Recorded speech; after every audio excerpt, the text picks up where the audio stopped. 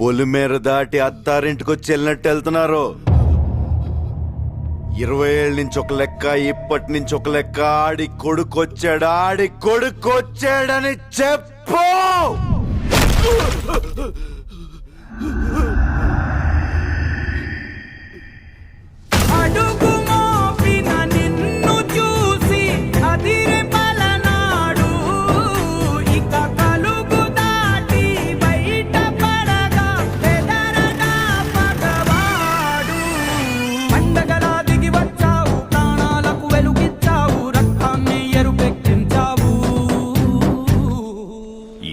ఏళ్ల నుంచి మీ నాన్న మీదున్న గౌరవంతో తల దించుకొని బతుకుతున్నాం.